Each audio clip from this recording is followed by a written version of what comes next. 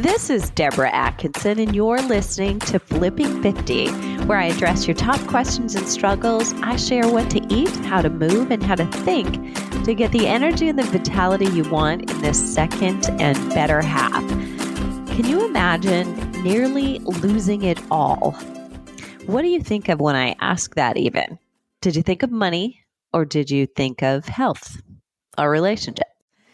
I'm going to be interviewing today someone who's going to shed some light on this, but I want you to do something for me. Think of three buckets, and in one bucket, you have your family and your health. In another bucket, you have all of your assets, your car, your boat, your house, your whatever those things, maybe your jewelry. And in the third bucket, you have all the knowledge and skills that you have accumulated over your lifetime. And somebody said right now, gun to your head, you have to give one of them up. What would it be? Now, for a lot of people, so spoiler alert, I will tell you, most people will say you can have the assets, you can have the house, you can have the car, but the other two I'm keeping. So if I come back tomorrow and I ask you, I have to have another one, which one do you want to give up? Most of us would keep, beyond a shadow of a doubt, our family and our health. Thinking maybe we're preempting that we can use the knowledge and skills, we can get those back, and maybe we can leverage that again, or we can learn and gain some skills later as long as we have our health and nobody's giving up their family. So the question I want you to think about as we go into today's podcast episode is, if you're going to guard everything around your family and your health, is that really how you're building your life? And are you prioritizing that every single day or not? So my guest today is someone who really will drive this home for us. And after nearly losing her life in 2013, and spending almost $500,000 to get it back, she's changing the world again by inspiring others to build extraordinary wealth and optimal health. By sharing her extreme successes and abysmal failures, Krisstina Wise reveals the elusive secrets of the uber wealthy and why health is where to invest first. Through cutting-edge research-based education, access to the world's top wealth strategists and doctors, Krisstina is helping millions each year discover the true path to wealth, health, and happiness. You can find Krisstina on her Wealthy, and that has a specific spelling, so I'll help you with that. Wealthy Life podcast of her own, her free weekly millionaire masterclass, and here on her website, you'll find her at wealthy.life, and I'll share all of those links. So if you are walking, lifting, driving, I've got you covered. You'll just come to the show notes after. Krisstina, thanks so much for being here. My pleasure. Okay, so we really want to uncover the dirt, and my listeners will identify with you so well, I think, and even more so if they know, how old were you when this happened? I mean, 2013, when things fell apart, where were you? How many years ago was that? We're 2020. So it was 2013. So is that, how many years is that? 7? 7. Yep. 7. So that was 50 minus 7 is 43. Okay. 42. And you're 50 now? Just flipped. So you're perfect language. Thank you very much. I didn't even condition. Don't tell anyone though. I'm not telling anybody my age. Oh, we brag about it here. Yeah. So at 43, and you were, let's build this up a little bit. Like, you're a real estate expert. I mean, and one of the top people in your business. I mean, you knew your stuff. You've accumulated wealth. I mean, what was happening? Well, before I got sick, I thought I was ironically, I thought I was in the best health. I mean, I thought I was in perfectly good health. I was running marathons. I was traveling all over the country. And I was real estate, but I was also known as a real estate disruptor at a real estate technology company, at a real estate brokerage, as a real estate investor. I had a digital real estate education training company. I was advising back then. iPads were brand new to the market. Things like DocuSign. I was advising companies like that because no one was using these digital technologies. So I was really early on in that space, and that's how I became known. So part of that, I was advising, I was traveling all over the country, I was speaking on the digital age, really disrupting the real estate industry. So that was that. And again, I was running marathons, I had this vegetarian diet. I thought I was a pillar of health. And now there were all these red flags that were happening, but I ignored them because I didn't have any frame of reference to even know I was actually getting sick. It was kind of you're an Ironmaner. So you get that. You get trained as these types of athletes of mind over matter. So I really was just in that mindset that I didn't feel things or acknowledge them because I could just mind my way out of anything. But the body, doesn't really work that way. So what I did is I was one day I was perfectly fine. And the next day I was bedridden. I mean, it was really just the straw that broke the camel's back. But what that was is that where it came from ultimately is I had the perfect storm of all these different things happening at once that took me down. But ultimately, three driving factors caused me to be sick. That was a perfect storm. One was the heavy metal poisoning that was very severe that came out of getting my amalgams taken out and other lifestyle factors. The second part was stress, that my life was unsustainable. I was pushing my body too hard all the time. And I didn't believe in sleep. I didn't believe in rest. I was this entrepreneur. I was this famous, successful CEO and business owner of all these companies. I was this award winner. I was just rocking my industry. So there was no time for relaxation or sleep. And I didn't even think it was necessary back then. I was just after winning the game. And then the third factor was when my body broke, then all that unresolved childhood trauma decided it was going to surface at the same time. So I was taken out physically, emotionally, psychologically, spiritually, and then actually financially, because it took me over 2 years. It took me $1 million cash to get my health back. To get it back couldn't be through conventional medicine. And required some assets. And then my business started falling apart because I was in bed and I couldn't do that. And, my whole life crumbled. And then, that went on for about a year. So that just brought up really one of the biggest fundamental lessons for me as a money and business person. I was money and business, hardcore, and was very successful at that. I mean, I was kind of a badass CEO in my industry nationally. And then, but it was all about money, success, achievement, award. It was all about how I looked, proving myself. Wherever I got, it was never enough. There was always the next trophy to get. I was just in that unsustainable type churn of more and more and more. And, wherever I got, it wasn't good enough. There would be that next place to go. But ultimately, when I got sick, what I realized was, in financial terms, my body's my number one asset. And here I am. I had money, success, achievement, family. I had everything, but now I couldn't enjoy my family because I was dying and I wasn't in bed, and I caused them so much stress and sadness and fear. And my money, it was, very quickly kind of just burning out, trying to figure out what the hell was wrong with me.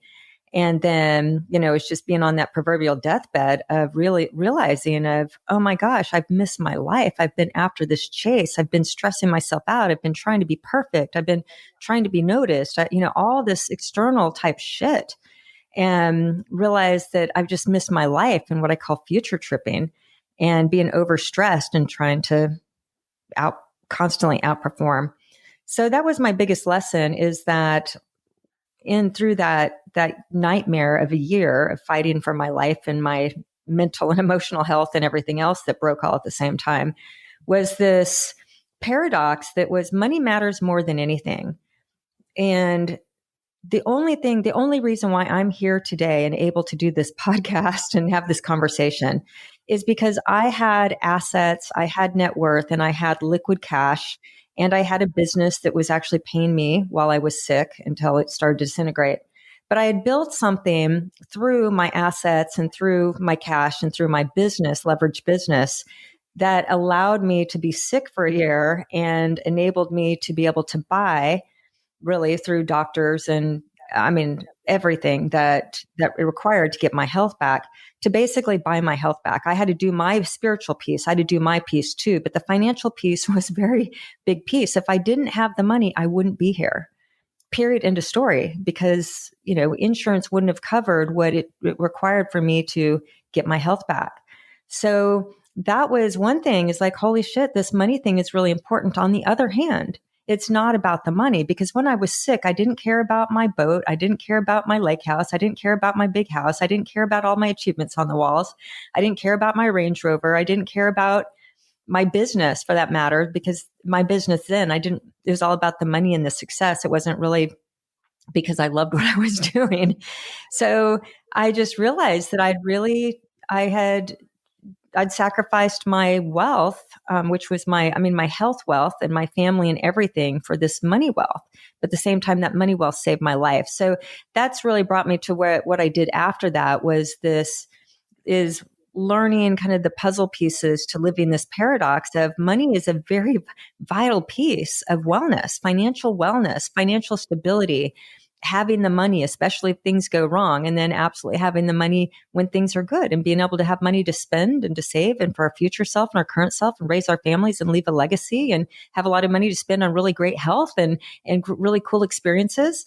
And at the same time, the balance of not being the chase of the money, that it's really, like you said, these different buckets. The chase is after building these buckets of health, the buckets of love and relationship, the buckets of skill development, like you said, and then underwriting the cost of living this really great life, what I call the wealthy life of, it's just the money underwrites the cost of living a good life when we know how much that is. So that was that background of what it brought me to. Yeah. And I love that.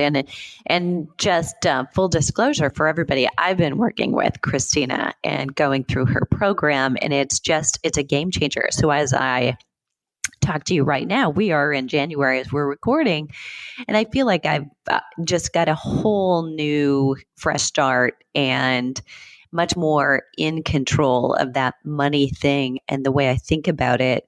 And I think what you described, and I want to come back to some of those signs, because I think listeners need to hear, what was it that you were ignoring that would have, now that you have hindsight, would have maybe given you better indication that, okay, something's got to change here, or something's going to change and I'm not going to control what that is. But most people don't have the luxury to do what you did. I mean, calling it a luxury is an odd term, but being sick for a year, right, to get well. So there's like two lessons in there. And one is, the less money you have right now, the less you think you've got in a fund that could help you not have to work if you got sick, the more important your current health habits are, the more you've got to really be budgeting and taking care of your health and deciding where is the best place to invest. And then further, saving specifically for health, not just for, the buckets we tend to have. We just came through the holidays. A lot of people have that, they're going to start saving for their gifts for next year already and for vacations. But few of us actually think beyond health insurance, which we know, that system is broken and not ideal. So I also want to come back and ask you, what led you to functional medicine and that, but I want to make listeners aware that that's a huge part of, what you're doing in teaching people is how to invest so that they've got that money there if they should ever need it for their health, either when it's not going well, or how to sustain themselves and have more optimal health, not just not be sick. So I love that that's a huge piece of what you do. So let's go back to, first, you said something, that it couldn't be through conventional medicine. So say a little bit more about that and how, like, your search for something other than conventional medicine, or what drove you to functional medicine. How did you know that was going to be the way? Well, before I got sick, I was what I'd call fully in the Western world. Business, like hardcore business in a good way. But I mean, I'm a great business person. I'm a great businesswoman. You know, I was one of those that were one of the few women, usually the only woman in the boardroom or on the advisory boards and speaking to, certain groups and that was my jam was business. So I'd say at that time, I was just fully planted in what I call the full on Western world. I didn't know there was a such thing as functional medicine. I'd never heard of integrative medicine. A lot of the things like meditation that I'm religious with now, I would just thought that is so effing woo woo. Like, come on, people, get your shit together type of mentality. I mean, seriously, it's laughable. And so I didn't know. I only knew conventional medicine. And I was lucky in the sense that I've always been pretty strong and healthy. I'd never really had any health issues. So I was one that rarely went to a doctor, rarely needed to use my insurance and pay the copay type thing. And insurance has always been, as a business owner, entrepreneur, we never have great insurance anyway. When the only great insurance is if you work with a big corporation. But when you're a small business, you're usually coming out of pocket with a decent amount anyway. But the point is, to answer your question, that I didn't know. I just went to traditional doctor. You start with your kind of normal doctor, your go-to. And I didn't really have doctors, like I said, but I went to the normal one. They said, nah, I can't find anything wrong. And then I went to the next doctor. Then I went to like my gynecologist to see maybe if she might say something. No, and I can't see anything wrong. And then, I mean, doctor, I can't tell you. I went to a GI doctor. I probably went to 20 different doctors, each time paying, $500 to $1,000 out of pocket just because it wasn't, meet copays or whatever that nonsense was. But ultimately, by the time, I don't know, 6, 7, 8 months went by and I'm getting sicker and sicker, I'd never been on any pharmaceutical in my life. And I'm probably now on 6 of them because I'm not sleeping at this point. I'm on an antidepressant. I'm on an anti-anxiety. I'm on 2 or 3 forms of sleep medication. I'm on something else. And I was so desperate, I was willing to do anything. And I just did what the doctors told me to do, which was to pop another pill. And ultimately, I just continued to get sicker. I mean, nothing worked. And I felt more crazy. I felt like I was losing my more fear. I was just controlled by fear of dying, fear of loss, fear of what was happening, fear of not knowing what was happening, fear of not living. I was just trapped. I was just one big bundle of fear at that point. So anyway, but I just had this tenacity to keep searching and keep searching. And ultimately, accidentally, I'd say, serendipitously with, the universe completely magically at work, just put a person in my life that I didn't even know, like I said, what functional medicine was. And then ultimately she was able to diagnose what 6, 7, 8 months of, I don't know, at least 20, 30 doctors could never figure out. They would just say, it's all in your head. So that's what got me to functional. And then I learned the difference between functional and, functional integrative and more traditional Western medicine. And, I just changed my life. I radically changed my life to more of this blend. And it was, the integrative functional docs and along with like meditation and, stillness and journaling, all these things that we're taught to do now. This was in, 2013, 2014, which it wasn't as prevalent now. Not everybody talked about it, but it was all those methodologies, that EMDR and EFT. And I mean, I did everything, but it was all these things, acupuncture and things I'd never done before.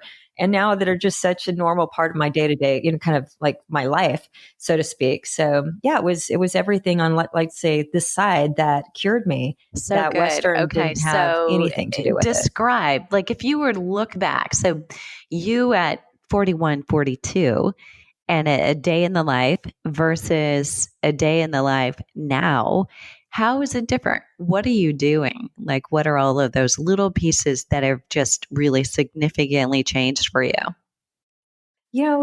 Funny enough, I mean, my life is radically different. And the irony to that is that it doesn't look like, if you looked at me and looked at my life, you probably wouldn't see it from the, outside looking in.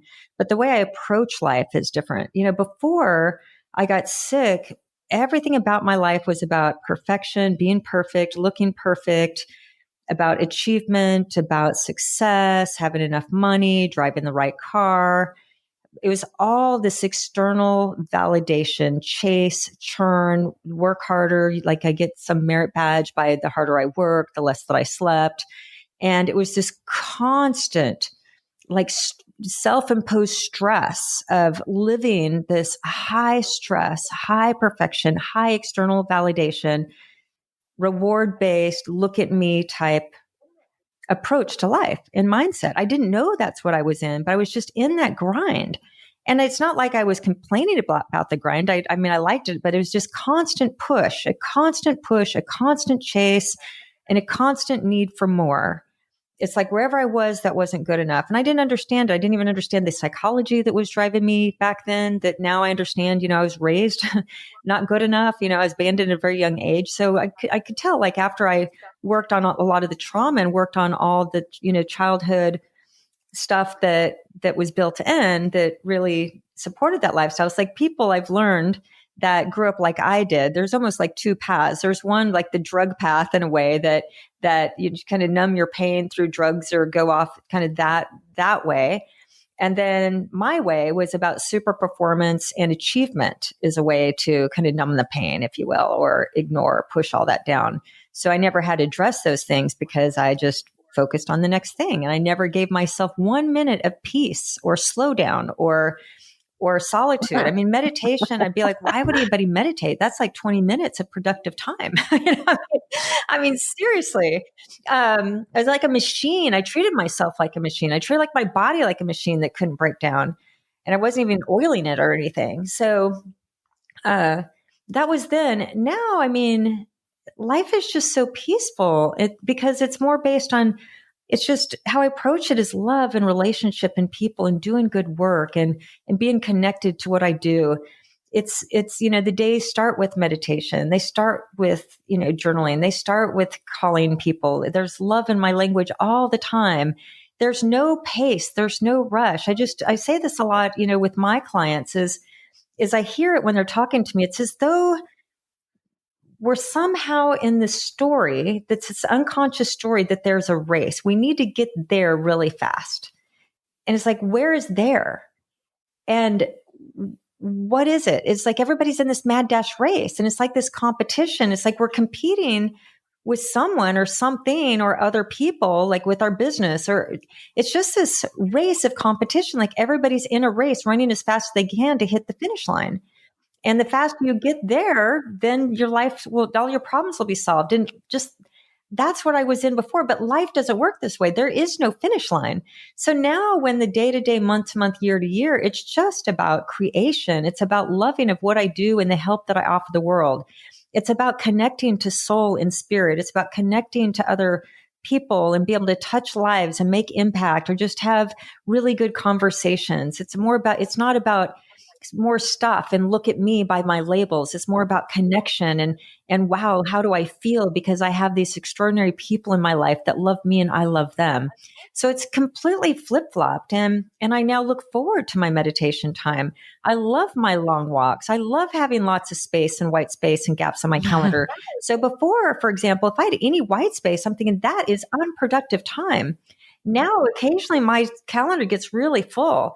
And I hate it. It's like, man, I don't have enough white space. I need time to breathe. I need time to create. I need time to just kind of move between things and kind of feel things out or take a walk. It's like an exact opposite. I don't like that full schedule. I like lots and lots of white space. And now I really, value sleep and I value relationships. Many times before, I love my friends and my employees and different things, and I cared about them. And at the end of the day, it was more about performance and results-based stuff. And now, people are about love and connection, and everyone in my life, I want it to be a very positive experience. And it's not like a means to an end type thing. So again, if you look on the outside, do I have a successful business? Yes. Do I have a team of people that work with me? Yes. Do I, have a nice house and a nice car? Yes. Do I, have some great trips and experience? Yes. So you see, by the outside looking in, it wouldn't look different. It really does. And I have to say radically that different. I don't know if I've that only answers your seen question. like new Krisstina, right? So I have nothing to compare to. But I think one of the reasons that I was so attracted to you and to working with you is that, it just definitely felt like you were talking to me and relating, not just talking at me or telling your story, but in such a relationship type of a way as you were, talking about the need and the importance of finances. It just shifted all of it. And kind of in everything you do, it's under every layer. But a lot of people might be surprised that, like getting into a course to teach about or learn about your finances and the best way to organize things, you actually talked a lot about things other than the actual money and the finance. I mean, the relationship with it. And I think, talking about various books. I mean, all of things that had a huge impact on your life. I think that was such a huge part, and we've often separated those two. Like there's this kind of a right brain and then there's this kind of left brain kind of things, and as opposed to merging them, which you did such a good job of doing for me anyway, so that it became relative. It's like I'm doing this because I love it, because there's a mission to it. And how does the money play into that and work for everyone? It's just a game changer.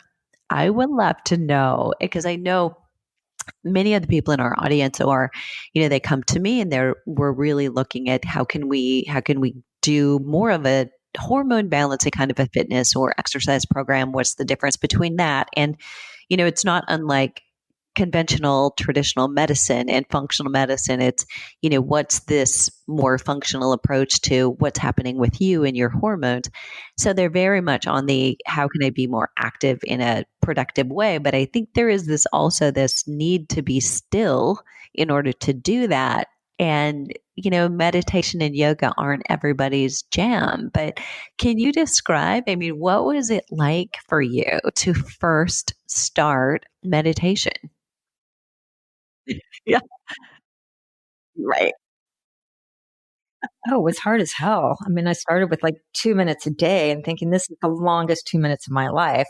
So it's funny. Just on that note, I did a 60-minute float last night in the sensory deprivation tank, and it's the first time I've ever done it.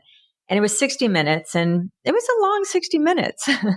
But Mhm. I was talking to the owner of this, that has this. It's called Ocean Lab, and he said, "How was it?" And I said, "Well, it was a long 60 minutes." I said, "But it does." I said, I think I probably could get to 90 minutes or 2 hours, but I would need to baby step it. Like when I started meditation, 2 minutes seemed forever. That 60 minutes seemed like a long 60, but I could see just over time, your body gets more into it. You get used to it. You relax. Your nervous system is calm. You know what to expect. You have a sense of time. And eventually you just float out of your body. I mean, that's what happens in meditation. It's just like the first 5 minutes for me many times is rough. And then I hit some place and I realize I'm not in my body or mind anymore. It's elsewhere.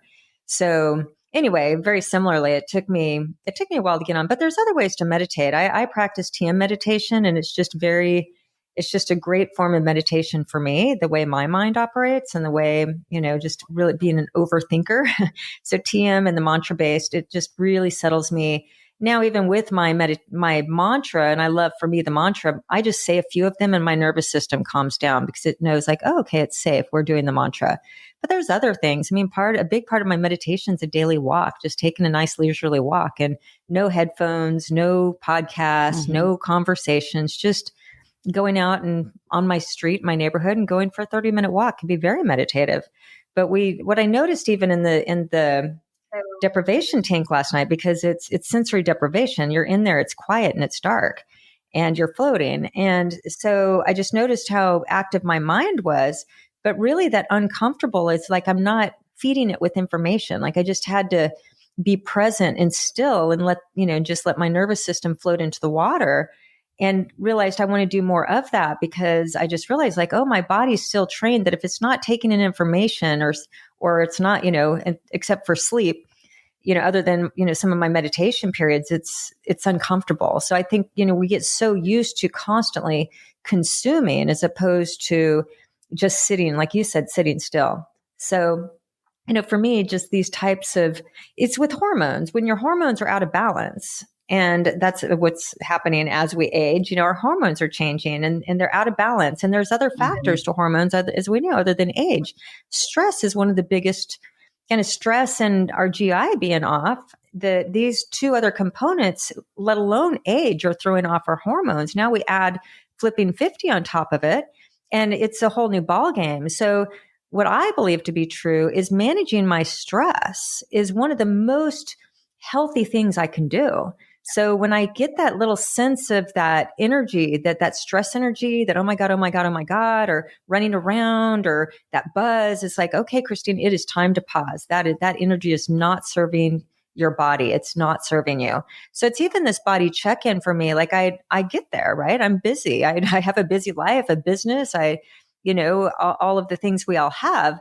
But now it's like I just work to manage it in a way that when I hit that spot, it's like, there's the sign, back off, as opposed to before, it'd just be pushed through it and do more, or just not listen at all.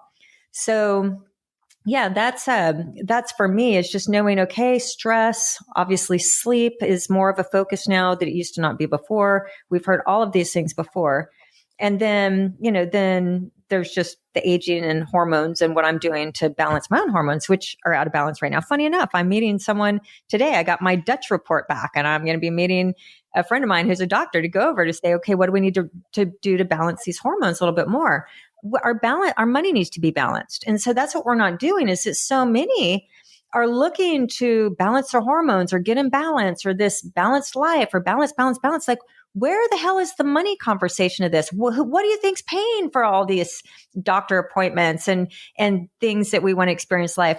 Our money has to be balanced. Our money needs to be cared for. Our money needs to be attended to. We need to pay attention to that, because that's what's allowing us to have the resources, the financial resources, which is the financial wellness piece that underwrites the ability to have physical wellness, because none of this is free.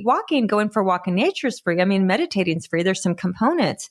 But especially as we age and we're looking at de-aging, I mean, there's so many parts of aging, especially as women. One, we care how we look. There's an aesthetic piece to that, So if we're going to do any Botox or do any filler or do anything to just slow down the signs of aging, then those things aren't cheap. If we are going to go to, work with coaches like you and go to doctors and get our hormones balanced and get these lab tests and that, they can be fairly costly, by the end of the day. When we're looking at anything else, if we're going to do maybe a meditation retreat, for wellness, or some massages or some acupuncture, these different really self-love, self-care pieces, they come with a price tag. So now, where so much of my money used to be spent towards buying a lifestyle so that I could impress other people or feel this need or like fit in, that amount, which wasn't a small amount because I've always made a high income, that amount now is I could give a crap about what other people think of me. I mean, a little bit, if I'm being complete and honest, but not like I used to, not like where my whole life is about impressing people based on how I look one way or another. So now that amount of money that I used to put into consumption, buying stuff, improving my house, buying whatever I bought, even though I was investing and doing all the net worth stuff that I teach, if you don't have a balance sheet, that's a problem, especially as we age. Balancing. But now that used to just be money spent in consumption to buy this lifestyle so that I could look good to others. Now, since I care less about that same amount of money, and you used the word earlier on, it's called invest. There's a difference between spending and investing. Spending is just money spent. Investing, when you take the mindset of an investor, everything can be looked at as, is it an investment? And is it a good investment or bad investment? Or if I invest here, would the return be better if I spent money here as opposed to spent money there?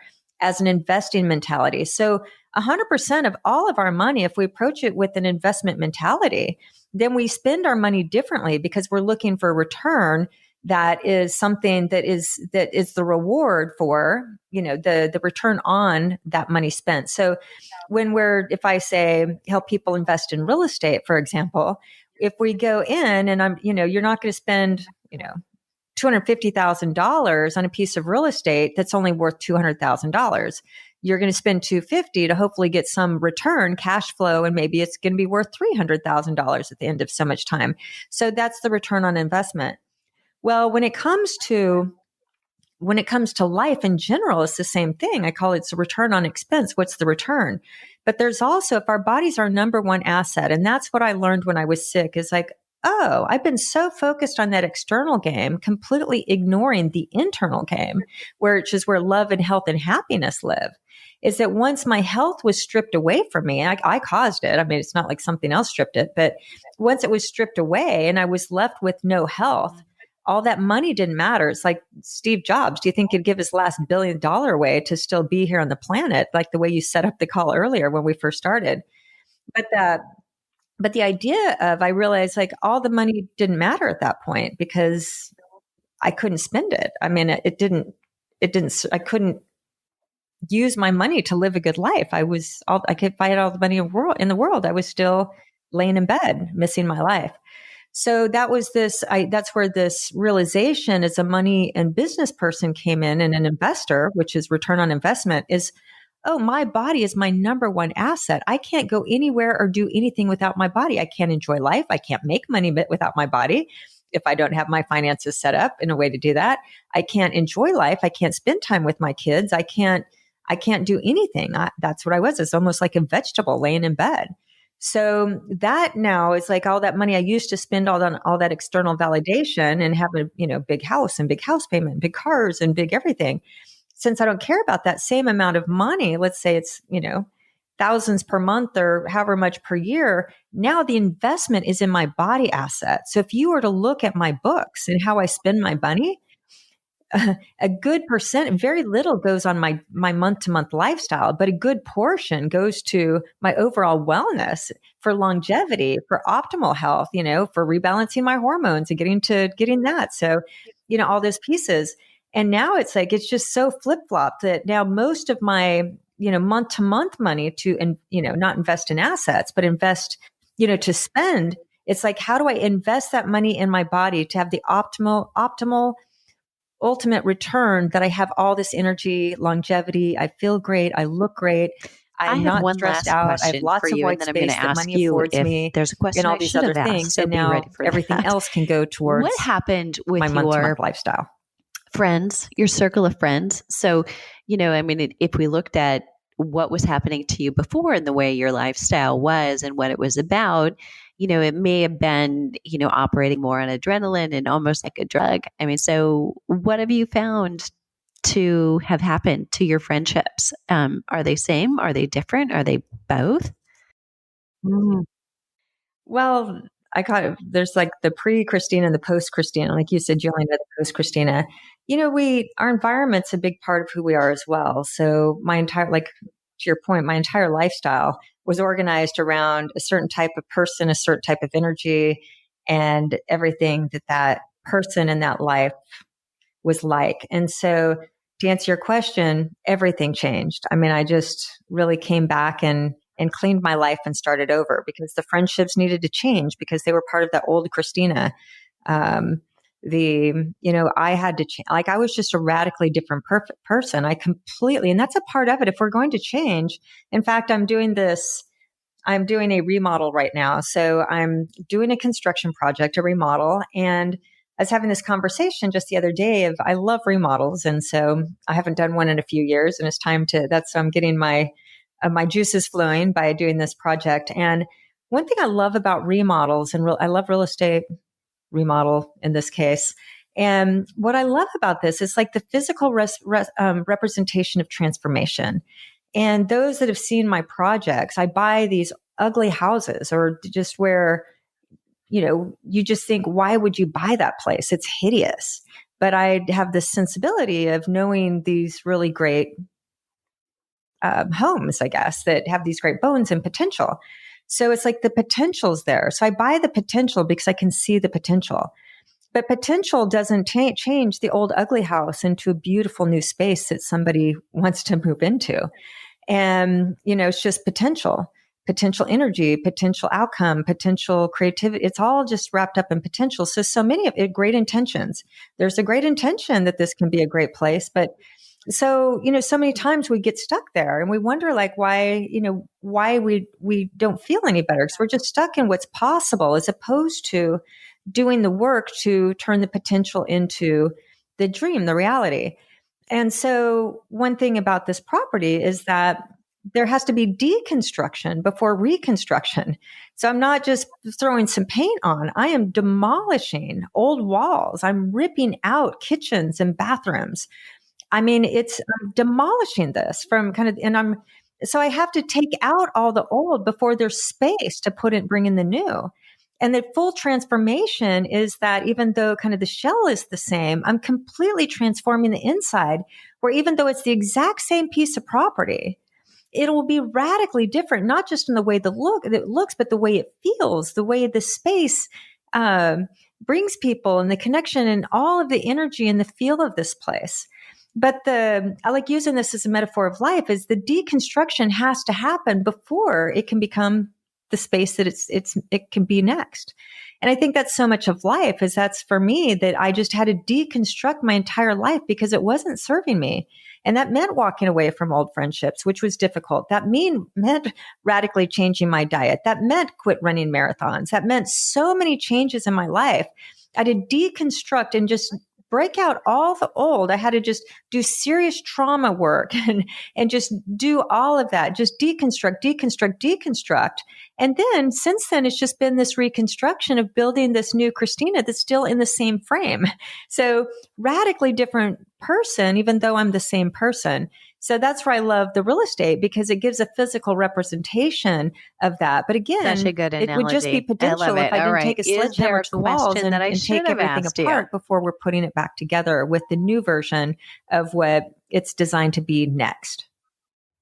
I don't think so. I think just we've talked about just life and health and, I'm the money person is that money is one of these things that, so many of my clients, I call them, they're high income entrepreneurs. They make a really good income, but they're still month to month. And that's a trap. It's the hamster wheel. We can get caught on it our entire life if we don't know how to get off of it. And it's because it requires a certain financial intelligence, an FQ, what I call an FQ, the know-how of what to do to get out of that rat race, to get off that hamster wheel so that we have more space and we have more time and we have more, less stress in these different things. And the financial wellness, the financial piece is a critical piece of the puzzle. Yet it's the one thing that we don't want to learn. It's the one thing that we put off. It's like there's this belief that as long as I make enough money or I'm a good person or I connect spiritually or whatever this belief system is, the money will work itself out. And what I like to say, that is one big fat lie. The universe doesn't work that way. Money's like health. You can't just ignore your health and not pay attention to it and think you're going to be healthy and live a long time. You can't ignore your money and think it's going to live a long time. So it's not necessarily a question. It's just a point of view that, so many of my clients is that they've studied every other area of life. They've invested money in every other area of life when it comes to health or relationship or business or how to make more money, all these different things, but they don't invest their money to learn and become really good at money.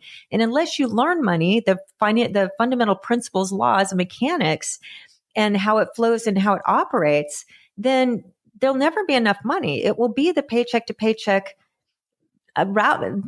mousetrap for your entire life, regardless of how much money you make. And the more money you make, the bigger the trap is. It's like counterintuitive that way.